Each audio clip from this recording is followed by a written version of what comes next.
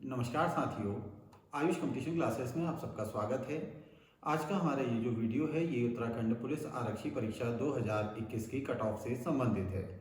आज तारीख है 26 दिसंबर 2022 और उत्तराखंड लोक सेवा आयोग यानी यूकेपीएससी के द्वारा उत्तराखंड पुलिस आरक्षी परीक्षा 2021 ठीक है, जो विज्ञप्ति थी 2021 की थी और इसकी लिखित परीक्षा अभी 18 दिसंबर 2022 को लगभग 8 दिन पहले हुई है। पिछले संडे को उसकी आंसर की जारी कर दी गई है। तो आज इस वीडियो में हम देखते हैं कि हमारी ये जो परीक्षा है इसकी संभावित कट ऑफ कितनी जा सकती है।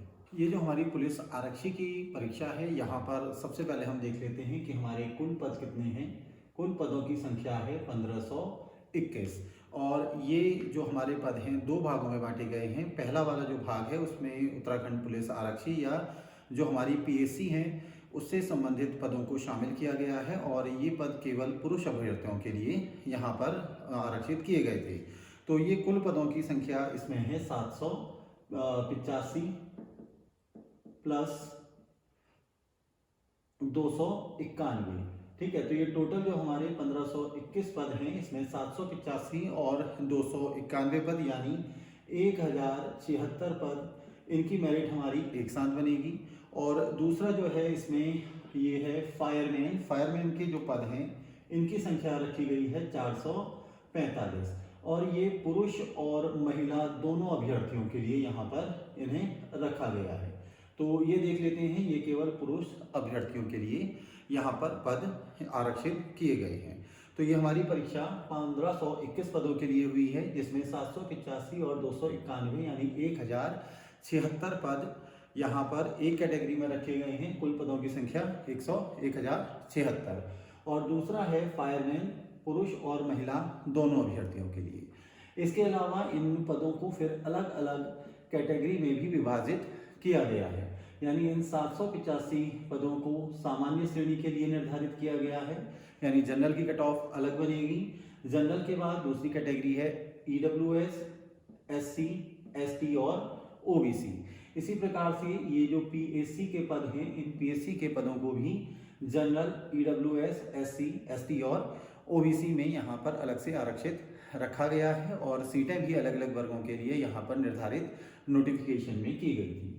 इसी प्रकार से यहाँ पर जो रखे गए हैं पद इसमें से 30% सीटें महिला अभ्यर्थियों के लिए आरक्षित हैं और अन्य यहाँ भी विभाजन जनरल के लिए किया गया है, एससी अभ्यर्थियों के लिए, एसटी, ओबीसी और ईडब्ल्यूएस के लिए निर्धारण किया गया है।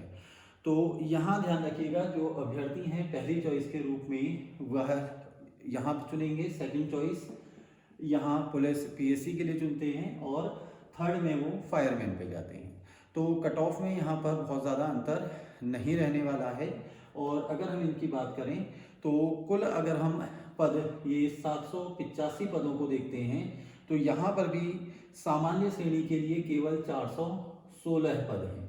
इसके अलावा यहाँ पर एससी अभ्यर्थियों के लिए 149, एसटी के लिए 31, ओबीसी के लिए 110 और इसके अलावा ईडब्ल्यूएस के लिए 79 यानी कुल 785 पद आयोग के द्वारा निर्धारित किए गए थे। इसी प्रकार से 291 को भी विभाजित किया गया है और यहाँ इन 445 पदों को भी निर्धारित किया गया है। तो इन दो ये जो पद हैं इन पदों के हिसाब से ही हमारी कट ऑफ अलग अलग रहने वाली है। तो एक जो हमारी आंसर की आई है उस आंसर की के हिसाब से अगर हम एक जनरल बात करें कि हमारी कट ऑफ कितनी रह सकती है, तो सबसे पहले हम सामान्य श्रेणी की अगर बात करें तो सामान्य श्रेणी में 160 प्लस कट ऑफ रहने की संभावना है। तो सामान्य श्रेणी के लिए कट ऑफ न्यूनतम 160 रह सकती है और अभ्यर्थी क्योंकि पेपर आसान था लेकिन आसान पेपर में गलतियां भी करके आए हैं तो यहाँ पर फिर भी क्योंकि पदों की संख्या केवल 416 है या इसके अलावा इन 291 में जो पदों की संख्या है 154 है, तो जनरल की सीटें काफ़ी कम हैं। तो कट ऑफ यहाँ पर 160 प्लस रहने की संभावना है।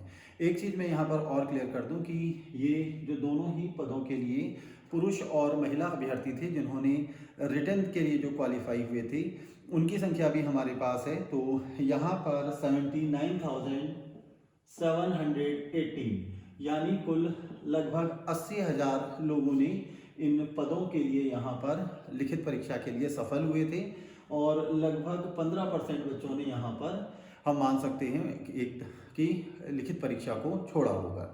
इसी प्रकार से यहाँ ये जो 445 पद हैं, इनके लिए जो पुरुष या महिला अभ्यर्थी जिन्होंने आवेदन किया था उनकी संख्या यहाँ पर है 77,935, यानी लगभग हम 78,000 अभ्यर्थी हमारे यहाँ पर हैं और 80,000 अभ्यर्थी यहाँ पर इन पदों के लिए हैं, 1,076 पदों के लिए। और यहाँ पर 78,000 पदों के लिए पुरुष या महिला अभ्यर्थियों जिन्होंने जो लिखित के लिए जो फिजिकल के बाद क्वालिफाई हुए थे उनकी संख्या ध्यान रखनी है। इसके अलावा यहाँ जो महिला अभ्यर्थी हैं वो ज़्यादातर फिजिकल में 100 में से 100 नंबर लेकर आई हुई हैं। तो इन्हीं आधार पर हम यहाँ कैलकुलेट कर रहे हैं कि जनरल के लिए जो कट ऑफ है वो 160 प्लस यहाँ पर सेफ है। इसके बाद दूसरा वर्ग इसमें आता है EWS। तो EWS की अगर हम कुल सीटों को देखते हैं यहाँ पर सेक्शन वाइज, तो कट ऑफ 150 प्लस यहाँ पर जा सकती है, यानी कम से कम 150 नंबर तो आपके होने ही चाहिए। हो सकता है 2-3 नंबर और कट ऑफ बढ़ जाए।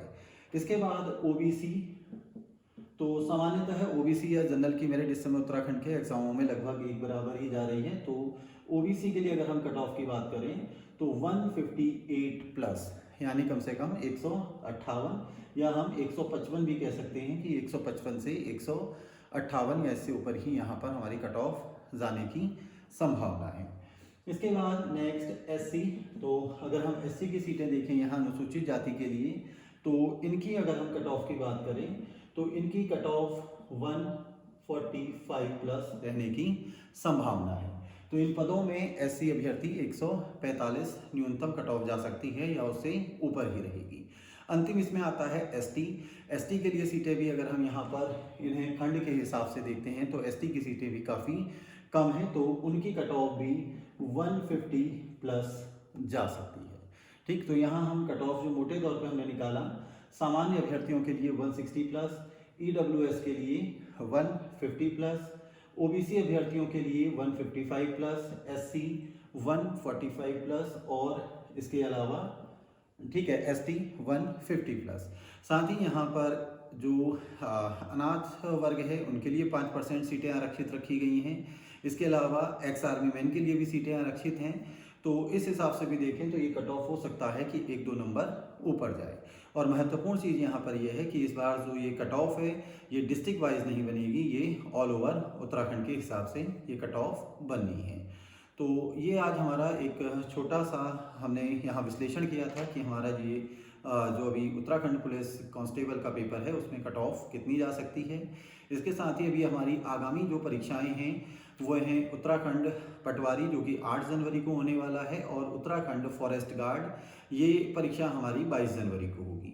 तो जो अभ्यर्थी उन फॉर्मों को भी भरे हैं वो अभी थोड़े दिन तक कट ऑफ से अपने आप को दूर रखें और इन आगामी दोनों परीक्षाओं पर या हमारी जो अन्य परीक्षाएं हैं उन पर भी फोकस करें, क्योंकि आयोग कम से कम 2 महीने बाद इन परीक्षाओं का रिजल्ट देगा और इन 2 महीनों में हमारी 4 से 5 महत्वपूर्ण परीक्षाएं आयोजित होने वाली हैं, जिनमें बंदी रक्षक और कनिष्ठ सहायक भी हैं। इसी के साथ हम अपना आज का ये मार्गदर्शन सत्र समाप्त करते हैं। धन्यवाद।